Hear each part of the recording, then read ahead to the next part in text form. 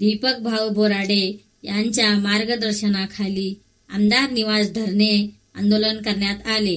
देगलूर बिलोली मतदारसंघातील आमदार जितेश भाऊ अंतापूरकर यांच्या निवासस्थानी समस्त धनगर बांधव हजारोंच्या संख्येने उपस्थित होते। आमदार जितेश भाऊ अंतापूरकर यांनी धनगर एसटी आरक्षणाला जाहीर पाठिंबा दर्शविले। स्टार मराठवाडा माझासाठी KM शेख केरोरकर।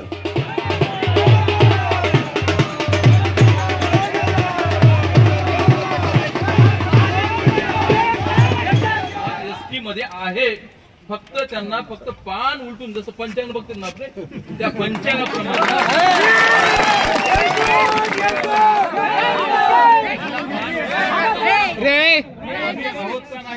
आमच्या समाजाला जीवन ठेवायचं असलं, तुमच्या सरकारला जीवन ठेवायचं असलं तर आम्हाला सहकार्य करा साहेब। तुम्हाला ऐका ना, हो ठीक आहे, आमच्या समाजाला तुम्ही जीवन ठेवलात तर तुम्हाला आम्ही जीवन ठेवणार आहोत। आम्ही मेल्या तर तुम्हाला घेऊन मरणार आहोत पक्का।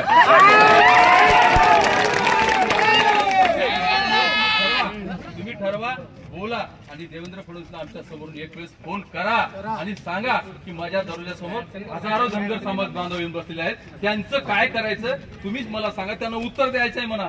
तुम्ही बोलण्याच्या अगोदर त्यांना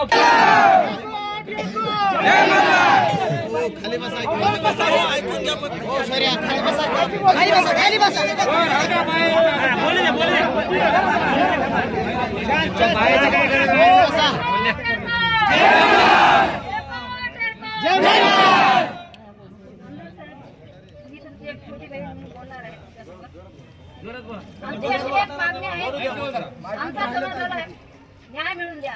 आमचा समाज रस्त्यावर आमचे लेकरं फिरतायत, आम्हाला काहीतरी न्याय द्या। आम्ही असं रोज उठून तुमच्या दारासमोर आलो तर बरं वाटणार।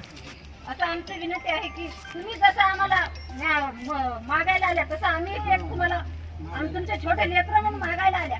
तुम्ही आमची विनंती मानून घ्या की मोठ्या सरकारला तुम्ही बोलून आम्हाला तालुक्यातील समाजाच्या वतीनं मोठ्या संख्येने या ठिकाणी त्या आंदोलनाला मी या विधानसभेचा सदस्य यातने जाहीर पाठिंबा या ठिकाणी देतो।